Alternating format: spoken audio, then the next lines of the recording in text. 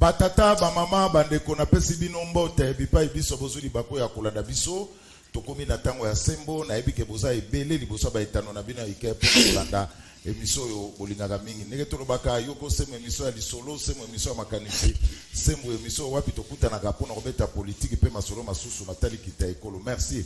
Na équipe technique oyo basungaka biso à tout moment pour ça bango moye bolanda biso la bandaku.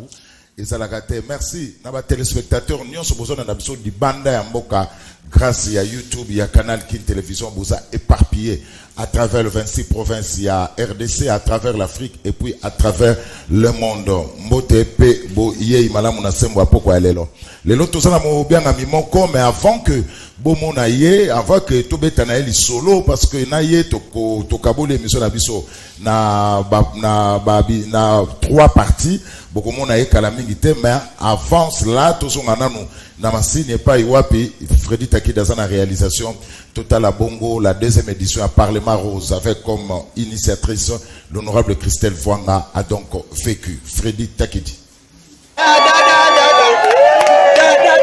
Ici, Christelle Vwanga est presque accueillie en star. Dans son fief de Bandalungwa, la députée est bien connue, surtout des femmes qui constituent le cœur de sa base électorale. Aujourd'hui, elle vient les sensibiliser au sujet de la nouvelle loi électorale qui sera bientôt débattue au Parlement. Une bataille essentielle pour les femmes. Je reçois des sollicitations pour aider les femmes du Kisangani, du Bakongo, du Maniema, de Lubumbashi. Nous voulons ajouter une contrainte à l'article 13 de cette loi qui consiste à rejeter les listes qui ne présentent pas les candidatures féminines. Et lorsque les partis politiques seront butés à présenter des femmes candidates, en ce moment-là, on aura besoin non seulement des femmes éligibles, mais des femmes électrices. Et ces femmes, aujourd'hui, elles représentent cette partie-là de la société. Direction l'Assemblée nationale où la députée préside la commission genre, famille et enfants. Mais elle est l'une des rares femmes à y siéger. 90% des députés congolais sont des hommes. Alors pour promouvoir la place des femmes dans les institutions, Christelle Vwanga a initié une journée portes ouvertes appelée le Parlement Rose. Pour ouvrir le porte de l'Assemblée nationale aux femmes, pour qu'elles sachent que les 10% que nous avons maintenant, c'est insuffisant. En venant ici, parce que les femmes des partis politiques viennent aussi, nous voulons qu'elles comprennent que le Parlement, ce n'est pas seulement pour une catégorie des personnes, même que ce soit pour une catégorie des femmes, non. Elles ont la possibilité et la capacité de venir siéger et d'apporter un changement. Invitées au Parlement Rose cette année, des écolières et des étudiantes, mais aussi des maraîchères et des femmes du secteur informel. À la tribune, une succession de témoignages, comme celui de Philomène Oumatoku, première femme à diriger l'Assemblée sous le président Laurent-Désiré Kabila, ou encore Nénette Mukembe, colonel de l'armée de terre. Une façon de démystifier les fonctions ou les secteurs traditionnellement occupés par les hommes. Voilà, Freddy Takidi, merci. Deuxième élément, il y a eu des rumeurs au Esekila qui faisait état que honorable honoraire Francis Kalombo a empoisonné Yemoka de mentir information. Freddy Takidi, encore une fois. Écoutez, nous sommes aujourd'hui le mercredi 13 et je tiens à affirmer et à démentir tout ce qui s'écrit dans les réseaux sociaux. C'est bien important et d'ailleurs je suis dans mon travail.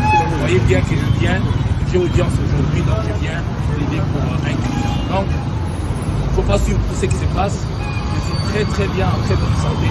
Merci beaucoup pour tous ceux qui m'ont appelé, qui ont compati avec moi. Non, je ne suis pas malade, je suis en très bonne santé. Merci beaucoup et que Dieu me fait grâce, le fasse aussi, la veille du Pâques. Et nous sommes en forme. Merci beaucoup, je suis en forme. Je suis vraiment en forme, donc je n'ai aucun problème de santé. Et Dieu merci, gloire à Dieu et à plus. Merci. Voilà, alors merci pour nos deux éléments. On a invité na biso lelo comme on est Gigal Kasongo. Tout ça na plateau ya télévision. Na banze beaucoup la ksaye batu bazana ndako ba mona ye Freddy Takidi merci. Gigal Kasongo na peso d'abord mbote pe boye malamu. Merci mbote mingi mwana mboka ndeko Zulu. Voilà, na Gigal Kasongo to kabole mission na biso na 3 parties. Première partie to solo là. ONG Nayo, GSM Afrique International. Deuxième partie, on va parler de la politique. Troisième partie, tout aussi c'est un sport. Donc sport, il y aura le football, jiu-jitsu, basket, tout ça parce que les gens confondent ceux qui battent le sport, bakasaka, football. Alors, qui est Gigal Kasongo? Freddy Takedi réponse. Kasongo Tumba Gigal abotama na engumba mokondi Kisasa omokolo mwa le 14 juillet. Azali mwana ya Kasongo Muneme Patrice pe Mujinga Nyangwile Suzanne. Olibotali ya bango babotama 2010 pe ye azali mwana mibale. Azali mouta ya Ngandajika oetuka ya Lomami. Kasongo Gigal azali marié na Madame Claudine Kankou, diplômé d'état na pédagogie générale, licencié na sciences sociales, politiques pe administratives, kuna na université ya Kisasa, pe ba spécialisation na mboka na biso pe na étranger. Kasongo Tumba amikomisi omibu mileki na faculté ya droit na Unikine. Acteur social pe communautaire, leader d'opinion pe ya masse, Kasongo Gigal lolenge balembatek bapesa ekombo azali notable par excellence na commune ya Lemba. Papa ya mawa apesi biso kape balimanisi yango solo ezosala magali bon. Papa ya biso teli biso tokomi na période ya mwana Lemba à se prendre en charge tobokisa commune na biso. Ayebani pona ba action na culture, encadrement ya bilenge pe basi, assistance sociale, assainissement pe bongo na bongo. Masuwa ya Nowa eleki oya kotikala etikari ye moko ngaya wa mama Keni Laurentine namoni lukula namoni Kasongo namoni masuwa ya Nowa namoni Sergei nanga mukolu yariwa nazalaki na susi nani akokundanga na minidio namoni Kasongo masuwa ya Nowa lokule bandeko leka na koti ngapele na kota na masuwa ana mutu oyo sengeli batu bacha maboko na Lemba ezande papa Gigal Kasongo. Kasongo Gigal atikali ye moko acteur social pe politique kinois oyo azali pene ya base ye. Kasongo Gigal masuwa tatano soso ya mboka mandebe ya zima. Suka na portrait ya Djale lo sakanate. Alors Kasongo Gigal pour la première fois, encore une fois Aboye Malamu. Alors oza fondateur et président ya ONG GSM Africa International. ONG ngweza wapi obanango na mbula nini pe misani nizosa. En tout cas, merci beaucoup Ndeko Zulu de Kasongo Gigal nous a président. Il y a ONG la Générale de Culture et Management, GSM Afrique International aussi. Et ça maintenant, plus de 15 ans, j'ai existé dans la ville, province à Kinshasa et précisément dans la République démocratique du Congo. Le bureau na biso, ils ont un kati enceinte africaine. Tout ça, on a bureau, ils ont 3 bureaux. Le la GSM, ils ont mingi dans le district à Amba, place le bureau na biso, ils ont bureau, ils ont africaine. Bureau monsieur dans la super Lemba, bureau monsieur dans la université na place to benga école ya Limo Santu na terrain to dans la bureau place au Kani to dans la centre na biso ya formation professionnelle au to cha pour la population na biso mais gratuit Donc, GSM Africa, on a devoir dans le secteur d'encadrement à la jeunesse, les démunis, les personnes vivant avec handicap, oignons sous des difficultés. GSM Africa encadre dans toutes les difficultés possibles. Il y a des activités au GSM Sali. Exactement, GSM a des activités belées, je crois que au monde on a été activités ébélées. Donc, il y a beaucoup avant tout comme on a la kisabilo comme sous toujours remercier pour une fois parce que banda ko lancer mikanda comme le gouvernement na biso jusque là tout le monde a appuyé. Vous savez que mingi baza ba puyaka ba ONG malette bidon au bazana ba CGT bureauté baza pe na ba action sociale au basala ka sur terrain. Donc nous profitons aussi lancer l'appel na bato nyonso de bonne foi ba assister ba ONG ou ezo sala pona osonga bato ndenge lelo na 2021 to komela ki fondation Maman Denise Nyakero vraiment avec tout le respect mes salutations à la très distinguée première dame vraiment Bandimi fondation Bandimi Kozobiso ko adopté donc ça a répondu facilement vraiment pour une fois depuis Tobanda automoni quand même vraiment fondation Denise Nyakero coup de chapeau va répondre biso favorablement et puis va adopter biso pour na budget na bango 2022 vive action oyo ONG GSM Africa to sala sur terrain biso to dans un système moko to lingaka te ko sala makelele to lingi action na biso emilobelela yango moko parce que comme les grands leaders il y a ONG na biso moi la personne de Kaskas Mojigal a aussi les ambitions politiques système na biso to sala na soki droite à si gauche à ebate.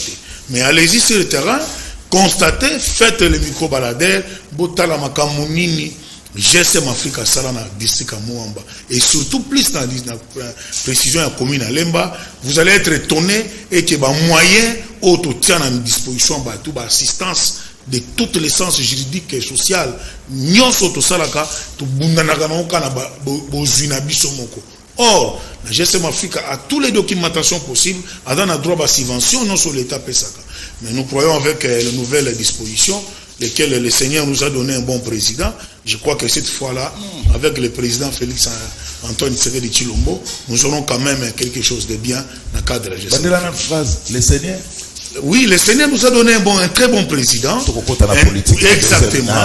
Exactement. Alors, trêve le bavardage, télévision et radio, il y a des images aujourd'hui que vous savez l'activité belé. L'activité belé, beaucoup de l'examen, sauté, botalo, beaucoup de l'examen. T'as dit tous en activité à GSM international.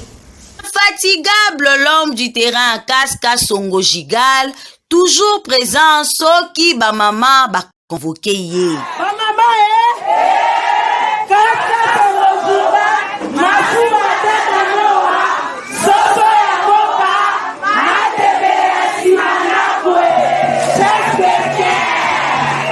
Awa, tozali na lemba terminus, ba mama ya wenze ya Makongo, ba bengisaki ye pona ko explique ye makambo ezoleka na wenze. Ya liboso ezali bongo bo matisi ya tike, ya mibale ba convocation sans document à durée indéterminée. Nous remercions complètement votre présence et ceci restera inoubliable dans nos cœurs. Vous êtes la réponse à toutes nos questions. De plus, nous resterons toujours unis et fidèles derrière votre idéologie. Kaskas Songo Jigal azalaki très attentif na maloba ya ba mama pe ayebisaki bango memo bapesi ye akokomisa yango acquis des droits.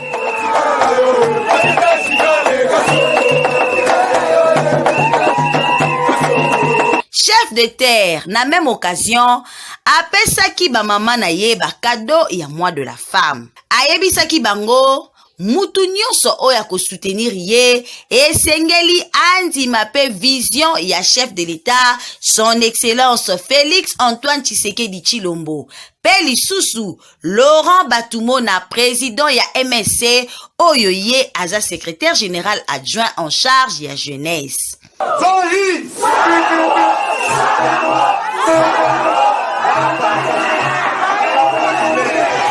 Asukisaki na message se moko epai ya ba mama que 2023 Félix ou rien.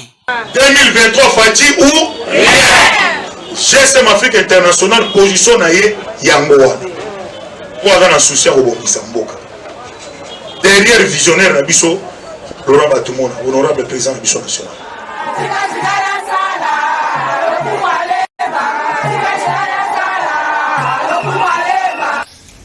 Voilà, Kaskaso musical. Il y a un reportage où les mamans qui étaient na kati, ba bi ba bengisi opo na ba mama ba teka la wenza terminus na lemba pour ticket wana ba futa chaque jour au matin. Mais ce que je sache, tu n'es pas député provincial. Lemba a voté des députés provinciaux. On est à députés provinciaux, non?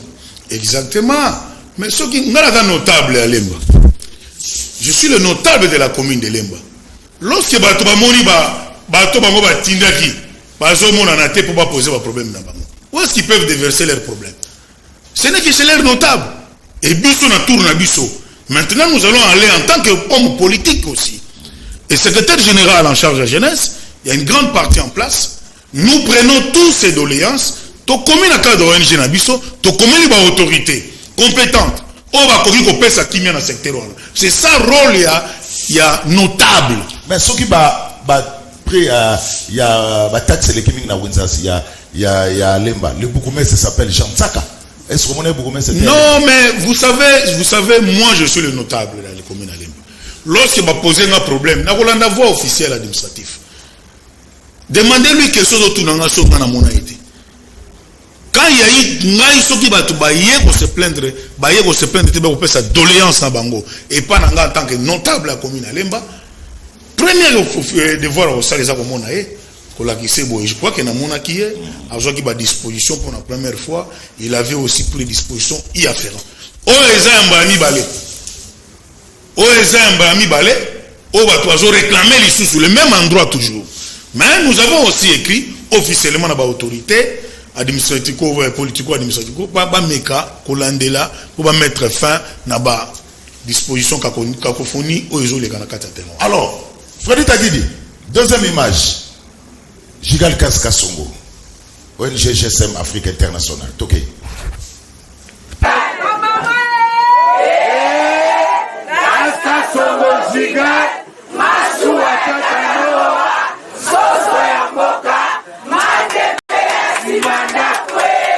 ONG GSM Afrique Internationale oyo ekamamaka epa ya président Kaskasongo Jigal baza kokoba kaka na idéologie na bango ya kosunga ba mama ndenge babanda yango.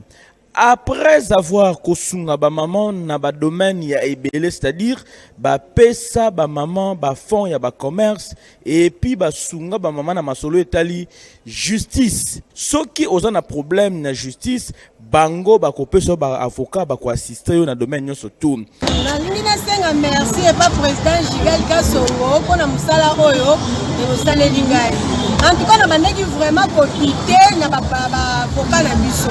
Mais service au rendre ngai ba avocat oyo ya GSM en tout cas na sepeli makasi. Na récupérer mutuka eza awa na la police na sana ba avocat awa.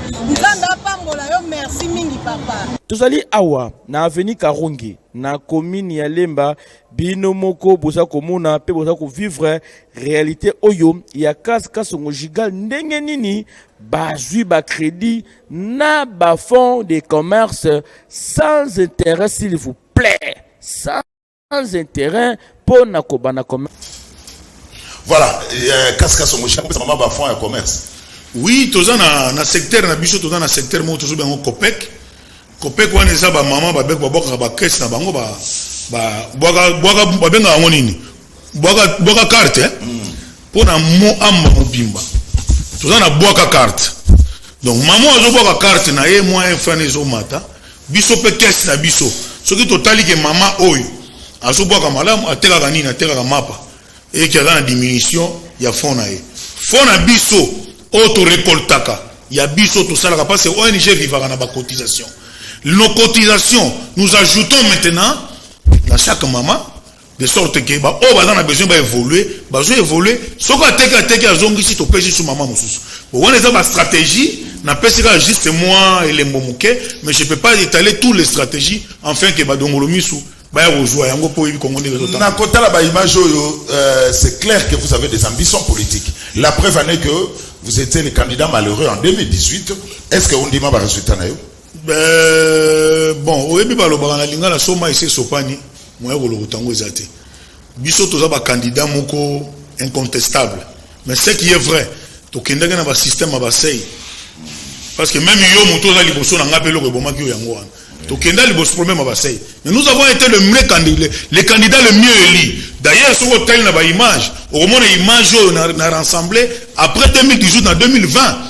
Je suis le seul dans le district à Moamba, vous allez contrôler, vous allez voir ça. Dans le district à Moamba, précisément dans la commune à Lemba, en 2020, on a rassemblé tous les bases dans le niveau africain.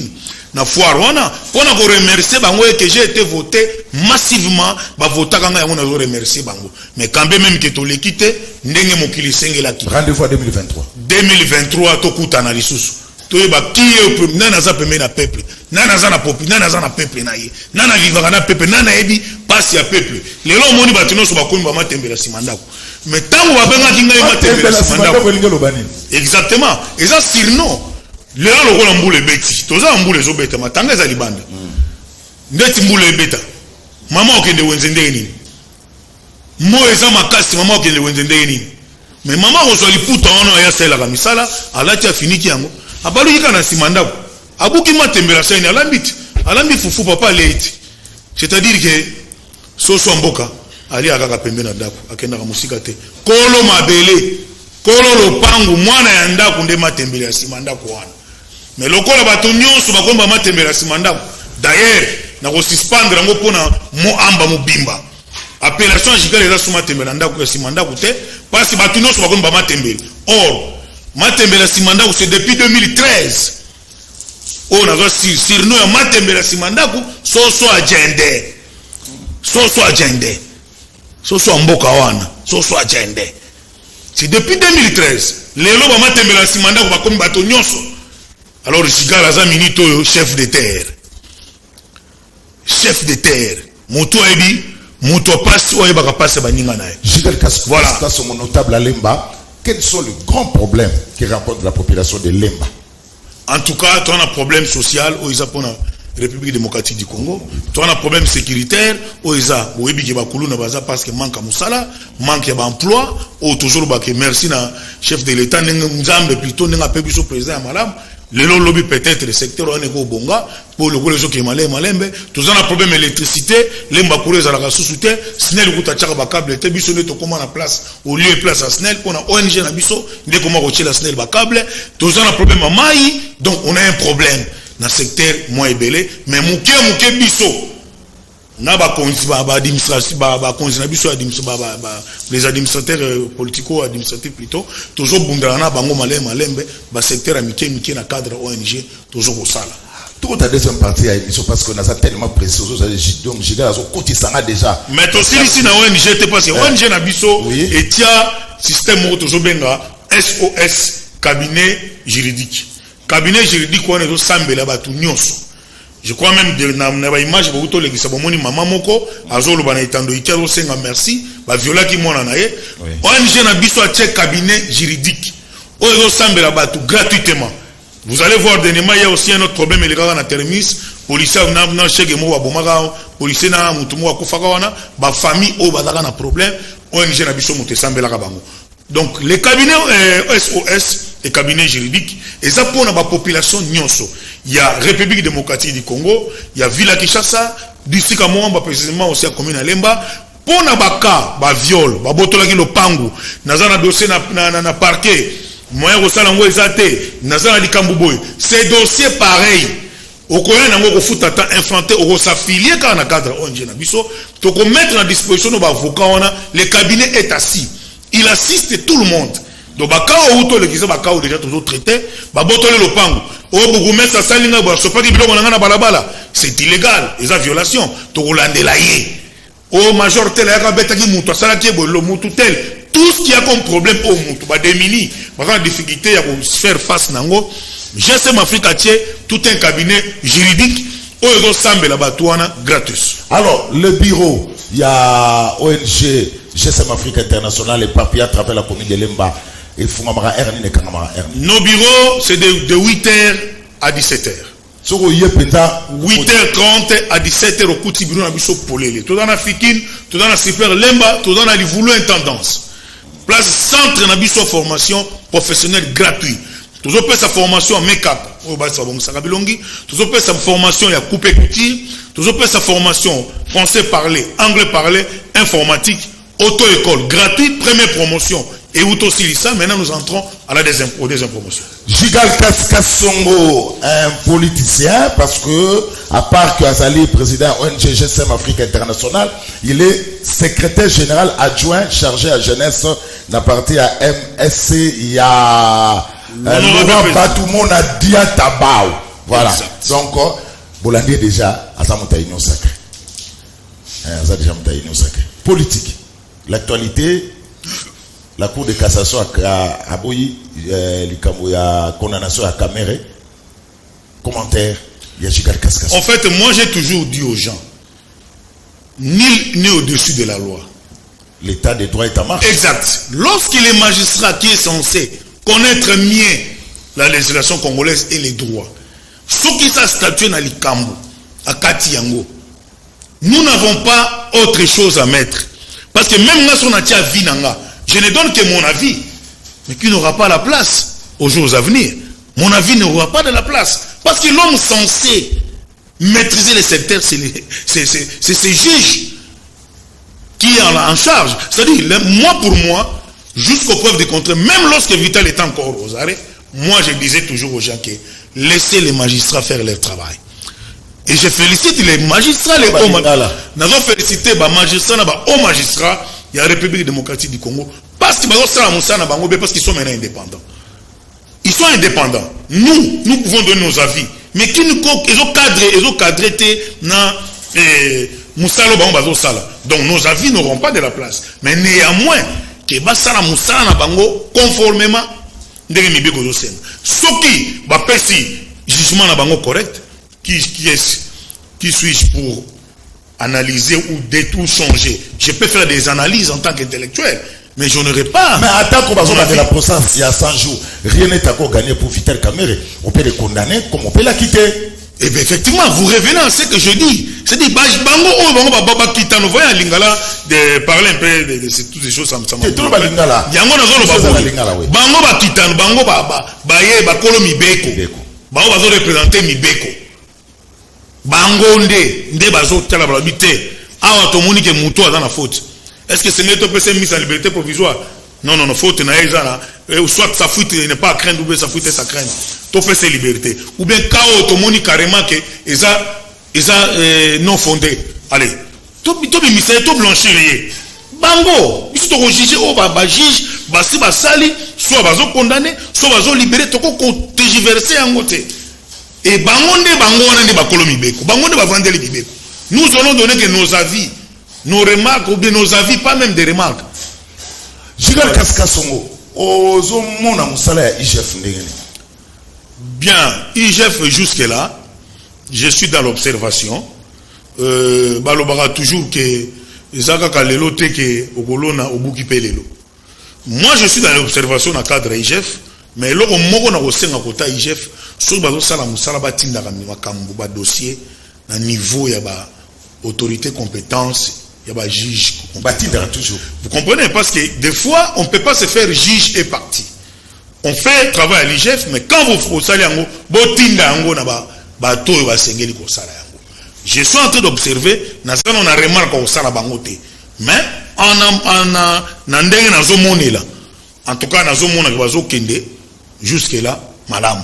Au cas où tu vas découvrir et que va comme une partie plus bas à côté. D'autres gens disent que le régime actuel, c'est presque le même régime qu'il y a Kabila. Il y a des détournements. C'est la continuité. Mais je vais vous dire quelque chose. Autrement, justice out. Ce n'est que celui qui a des preuves, qui a compris que Ndeko Gilles, Ndeko Tel, Ndeko Kingani a détourné. Il doit être détenteur des preuves. Parce que dans l'État et pas l'État, il faut en avoir preuve. C'est le même régime. Non, régime. C'est la continuité. Continuité par rapport à quoi? Pour interpeller Moutou, parce que biso on a un problème au Congo. Tu comment vivre sur les réseaux sociaux? Mais tu dois vivre ici par perpétuité. Les Congolais, or, mon les réseaux sociaux à Viva Bongoté. Mais biso, tu vas faire sur les réseaux sociaux. Tu comment vivre sur les réseaux sociaux? Donc, lobby, salaki, mais comment est-ce qu'on a qui? c'est autre chose. Donc, néanmoins, quand quelqu'un sait que Mouto a détourné, j'ai des preuves. Mettez-le devant la justice. On assiste à des détournements. C'est ce qu'on a décrié. C'est la continuité. Non, mais non, vous n'avez pas. C'est-à-dire, moi, je vous réponds. Même Nathan Kabila, quand on dit Kabila avait détourné, il faut toujours amener des preuves. Moi, mon problème, je ne peux pas citer quelqu'un en matière de détournement, ce qui n'a moni papier ou bien preuve, moi, il y a solo Mouto a dû être.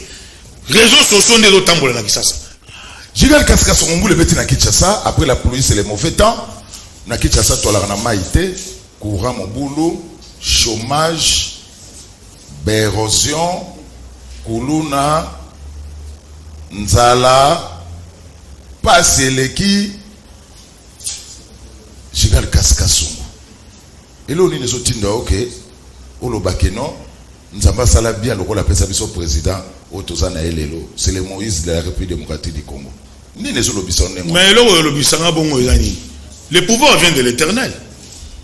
Si lui, le Seigneur, n'avait pas accepté que Fachi soit président, il n'allait pas diriger.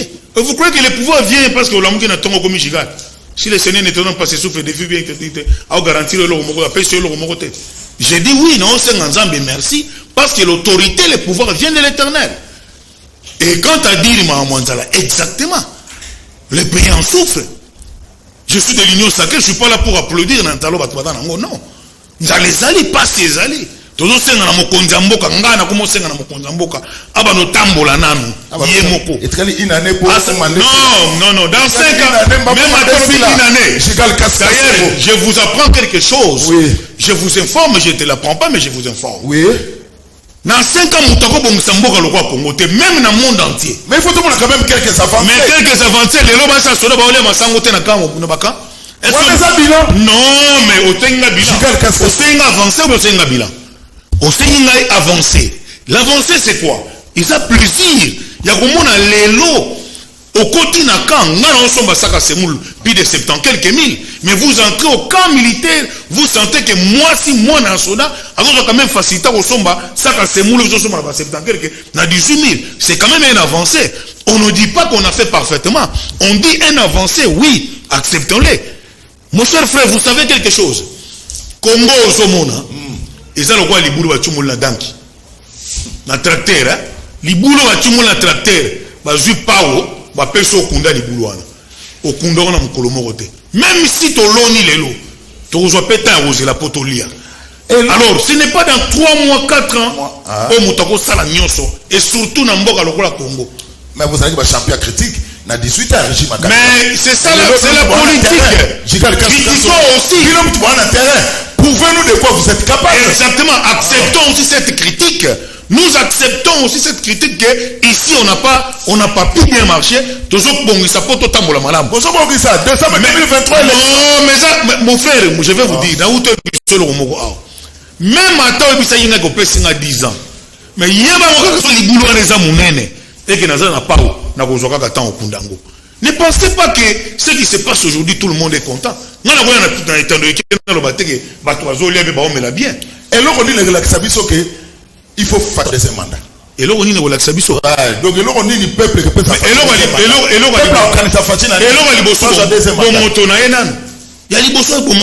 il est en vie. Il est en train de faire des actions. Lequel? Citez-moi quelques-unes. Papa. Est-ce qu'on a une université qui chasse des années et ton amatomité et ton ami quand même? Et ton ami toi pour réhabiliter. Mais je te dis, même réhabilitation à terme au Bengali. Est-ce qu'on monite même université au plus des années depuis mon bout tout sans réhabilitation? On monite quand même réhabilité? Deux. Ah, aucun adé. Tokei. Aucun question magique. Tokei. Vos ménages la question parce qu'attends la PSIO, ma réponse n'a pas question. Il faut savoir quelque chose. Le président de la République a la volonté à vous travailler. Même moi, nous, à la classe, tant qu'à 6 ans, tant qu'à tes postes de diplôme, on a été, ils ont été pour salir, examen, à salir dissertation, ajouter la dissertation, tikaya si ça examen de temps, au moins, à souka, ajouter. Laissez le temps au temps. D'ailleurs, je vais vous rappeler une chose.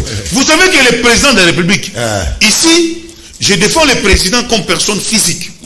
Je ne suis pas porte-parole de l'Union sacrée, ni moi communicateur de l'Union sacrée ou de l'IDPS. Je parle à la personne de son Excellence, Monsieur le Président de la République, à qui j'ai beaucoup d'estime et beaucoup d'honneur. Et c'est comme ça que je parle dans défendre la personne physique. Donc, je vais vous rappeler beaucoup de choses. Qui ça, on a besoin de pouvoir et à Excellence, Monsieur le Président de la République, Antoine Félix Tshisekedi. Donc, quand il problème à Covid. Et vous savez que le problème à Covid est ici le monde entier. Excusez-moi, excusez-moi. Excuse. Donc, c'est-à-dire que... Ce n'est pas seulement République démocratique du Congo. Exactement. Exactement. Covid peut bouger tout. Covid peut bouger tout. Non, mais bien, est-ce que vous avez un caribé dans le Congo? Covid peut bouger tout. Je vais vous dire autre chose. Lorsque la situation économique... à travers le monde. Bien sûr. Lorsque la situation économico-financière a bougé dans le monde entier. Bien, vous avez un dollar dans le Congo? L'IPMATI. Na Kinshasa, vous avez un dollar. Farine, vous avez un dollar. Mais ceux qui ont un dollar, on a blocage, c'est ça le problème. On a un dollar. Je viens de vous dire que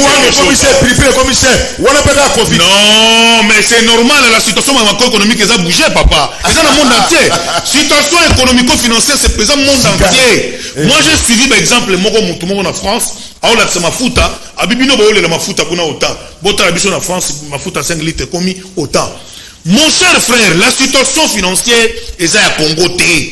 Les lots farine et mati, farine toujours aux ongouables. Source d'un bisto makas farine des aguilles ici. Vous connaissez, vous bien côté. Mais les lots sont à mon niveau aux matin. Parce que mon sombi farine, à cause de franc, on a ballonné en dollar. Dollar en euros, on a naté. Vous avez un problème dans la campagne électorale à expliquer ma campagne. Non! On est congolais. On est congolais. Nous.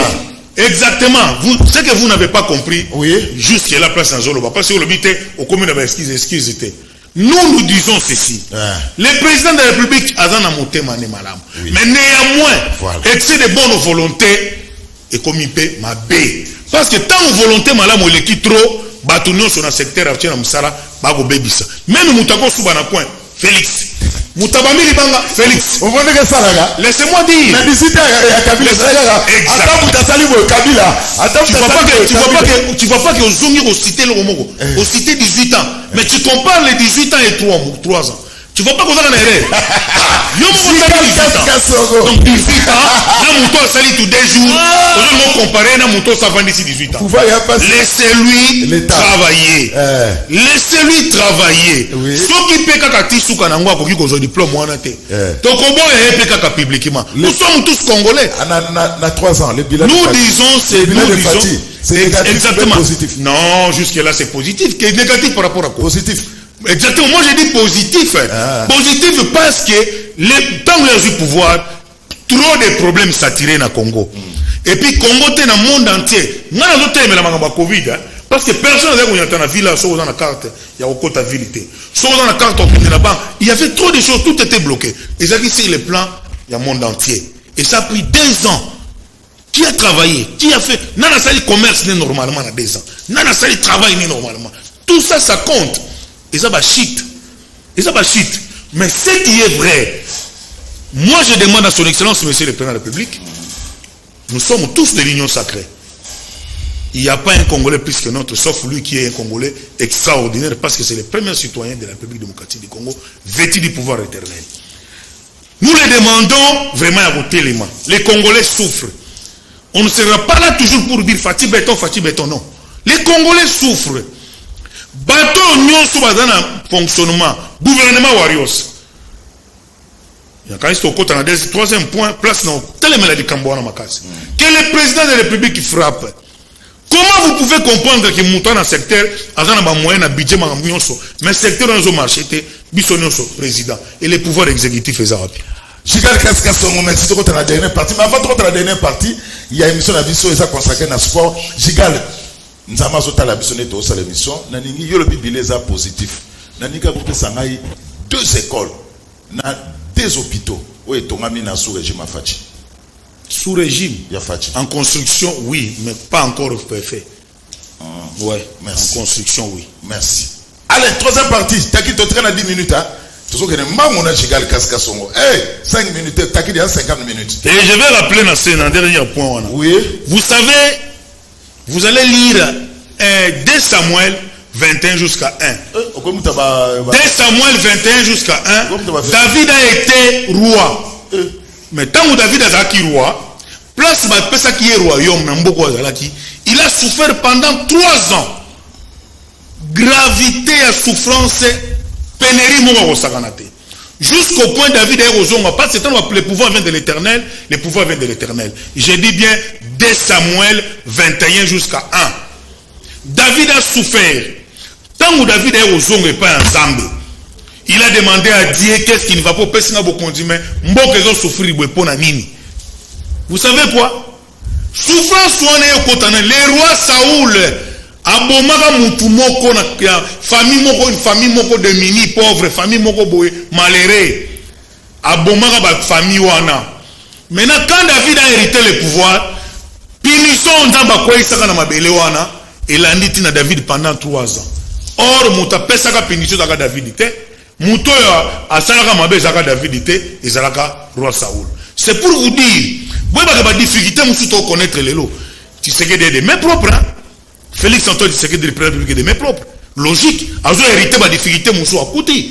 Donc, il ne faut pas que se suivre dans Moutou Asa, non, Moussala Nae. Correctement, Madame Otrobote, en tout cas, Kokina, no comme na soukate, Kato Babycité. Bon exemple, on a Pesibino à suivre. À suivre. 3e et dernière partie de l'émission, le sport. Tout le monde dans le football. Tout le monde dans le sport. Question. Question. Tout ça, la nini, pour nous raisons, ça sport, on a besoin de placer ça là. Na sport, on a besoin. Vous savez, le vrai problème au Congo, on a besoin. Voilà. Nos hommes d'État congolais n'ont pas l'habitude, lorsqu'il n'atteint pas sa bite, de reculer ou de démissionner. Nous n'avons pas cette culture.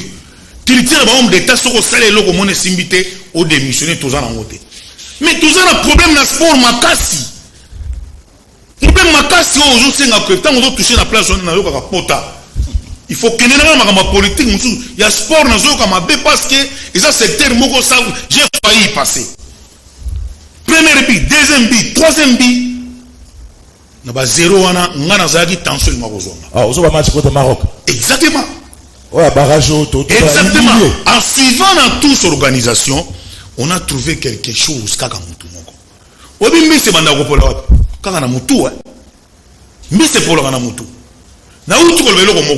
ceux qui appellent ce pouvoir au monde pour atteindre le but, il faut faire quoi? Il faut démissionner. Nous avons un ministre des Sports incompétent de tout rang. Non, il faut quand même poser les mots. S'il vous plaît. Il faut quand même les compétences. Il a quand même montré de quoi j'ai dit. C'est pas parce que le léopard est éliminé. Un ministre moko incompétent dans le sport. Ce qu'on a dit, c'est le léopard. Un sportif a dit du choix, bah, où tu Angola. Bah, où tu Angola. Bah, incapable même d'organiser que notre ambassadeur qui est en Angola a recevoir Bango. Bah, il y a 8 médailles. 2 médailles bronze, 2 médailles en or, et puis le reste c'est 4 médailles. Ça fait 8 médailles au Baïnam.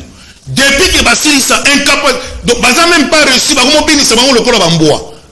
Kobayamba Bango. Moi j'ai dit, non, Sabino clair. Qui défend le secteur sportif, même dans le conseil des ministres? Les ministres des sports, dans le conseil des ministres, qui doivent défendre les dossiers sportifs. Exactement. Parce qu'il en qualité de qui? Du ministre des Sports. Mais lorsqu'il n'atteint pas bit moko abundanya monique té na bundi, mon cher frère, nous ce pays ici, aujourd'hui tout le monde l'union sur Félix, mais non. Le président de la République a dédié ce pays aux mains de Dieu. Le premier citoyen congolais, il a dédié les mains de Dieu. Et nous, parmi nous, certains des responsables, nous prenons notre ligne de nos il y a secteur Nabiso, toujours des dions on a beaucoup y a battu assez. Dites-moi, quand nous appelons comité de recherche, to ben galelo mulili za lokol a so ki limere kufi to ça so émission te. C'est que ça mulili. Le seul qui est tiré sur l'éclairage, c'est l'Éternel. Mais nous prenons l'Éternel, nous le défions contre Molili, to comme ici Molili, aux yeux et aux vues de tout le monde. Laissez-moi parler, c'est le sport. Aux yeux et aux vues de tout le monde. Pour tous les gens gagner les match. Les conséquences corrigent mieux que l'Éternel. Et les conséquences corrigent mieux que les conseils. Parce que l'Éternel est trop jaloux. Il a été dédié ce pays publiquement. Au publier sous force, n'a été. Premier point. Deuxième point. Comment un responsable dans le secteur il trouve que quand tu as ni ndaku na kisasa ni kikuku place à kofanda ni français parler aza na ngote ni anglais parler et ni nani ni lingala aza na ngote à converser quand on dit coach anglo c'est un professeur. Comment un professeur a coupé sa cours na classe na ba élève langue et ça va comprendre te ba kotanga nini ba nazo peso deuxième point yango wana ba kotanga nini. Troisième point, vous enlevez nous avons des joueurs très compétents. Tous les joueurs professionnels dans la République démocratique du Congo au dans le monde entier. Mais au cours de Moutaouti Est, Ouest, Nord, Sud, on s'en à 5 jours de finale, il y a grand événement, Barobet à Génine. Vous n'avez pas vu que Maroc n'a souka, or, nos joueurs vont plus que les Marocains. Parce qu'ils sont des grands joueurs, les bandes bazol et la bango. Mais tu remets à Génini. Et tout ça, la tête n'était pas là. Et aller plus loin. Un ministre qui va aller suspendre l'un de ses conseillers. Les sapatoires, noir sur blanc, intellectuels de son état. Je parle de deux choses ici différentes. Le ministre des Sports a les capacités intellectuelles, administratives et politiques. Mais le ministre des Sports n'a pas de qualité sportive, technique sportive. Il n'y en a pas. Secteur sportif est aussi oui. Exact. Secteur sportif est aussi un technicien à la matière. Mais lui aussi, il fut ministre. Il n'est même pas sportif. Non, ça c'est non. Alors, écoutez, on est sport national. Quand nous parlons de sport national, on a auto personne va prévite. Dis-tu tu es à Wapi. Bazawapi. Championnat, match contre le Maroc, au lieu, il y a entraîné Hector Cooper, Abandana, porteur à ballon comme Kakuta, il a préféré qu'Obétissa sans porteur à ballon. Alors, quelle est la faute du ministre? Le ministre ne s'occupe pas du technique. Exactement. Quelle est la faute du... C'est lui la tête. Oh, yo, tiens, faute, je ne suis pas ministre. Exactement, il n'y a pas de mauvaise troupe, il n'y a qu'un mauvais chef. C'est lui la tête. Celui qui engage le gouvernement congolais financièrement dans le secteur sportif. C'est lui le patron de sport. Et je te dis, s'il n'était pas responsable, et je n'ai responsable, pourquoi il a suspendu son collaborateur? Il s'est senti coupable. Au lieu de nous attendions sa démission, toujours Zelaya a démissionné, lui il va suspendre un collaborateur. C'est-à-dire, vous voyez le Congolais, on a biso va contribuer à ma place. Ce monsieur doit louer jet na Angola, na mbongo na biso, akene ba bloquer les sous wapi, a foutu sous mbongo na biso, ba top a foutu les mbongo, ba tindre biso ba image et biso toujours là ba Congolais. Aujourd'hui, Giga la terminé le secteur sportif. J'ai fait appel à tous les Congolais. Nous sommes tous Congolais du sang. Il n'y a pas un Congolais plus qu'un autre. En commençant par le premier citoyen de la République démocratique du Congo qui est extraordinaire parce qu'il est vêtu du pouvoir. Mais je vous dis une chose, aujourd'hui, si dans le secteur sportif, il faut aussi le lobby congolais moussou la mouka dans le ministère moussous. Ba ministre oh tala bambongo wana et ça bambongo na biso. Oh toujours les lanzala, toujours les la passe, fatigué, mais toujours les matés tout le la batu ça mabe. Toujours au banga batu. Toujours banga muto a sali mabe. Oh yo vous le poste c'est comme ministre sport. Ah, merci pour la question. Et monsieur aussi la télé. Je vais vous dire une chose. Moi, Kassongo, si aujourd'hui on me nomme le ministre des Sports, voilà ma première réponse. Administrativement, techniquement, politico-administratif, oui. En mes qualités intellectuelles, je vais faire face. Mais techniquement, dans le secteur sportif, je ne saurais pas faire face. Donc on me nomme aujourd'hui, l'histoire, je démissionne. Et ça, langue n'a enregistré en haut, tiens, on est à n'a démissionné. Donc on nomme na tongo nango na démissionné. Exactement, oui. Je l'avoue parce que je ne maîtrise pas le secteur. Je ne l'ai pas encore maîtrisé. Il y a des gens qui maîtrisent sport, ils ont 5 ans sportif. Sport, ils ont 5 ans mais ça na secteur parce que sport ils ont le balelo na Congo. Congolais dit que le moko que sport est match. Oui, certes, match est un sport roi, mais tous les sports discipline sportive nous solier et ça va peser au allez on il faut les sports sportifs allons tout droit au but non moi allons tout droit moi exactement une question allez-y selon yo pour le but que les lois nommé pour comme na soupa vraiment attaquer dans Tchangasine les lois sont nommé ministre sport n'a pas encore démissionné pour que vraiment au comment on a été selon yo deux petites questions quel est Nana Zala le meilleur ministre sport c'est le meilleur ministre sport nani bako nommé na ministre meilleur ministre sport de 2015 jusqu'à nos jours oya c'est qui ba congolais alongola ba congolais passe à mutu parce que c'est le seul secteur où ils ont rassemblé tous les obédiences politiques tout les seuls secteurs na te kout ko rendre visite officiellement na ba bato etandoike pour ba lo bateke na kendaki le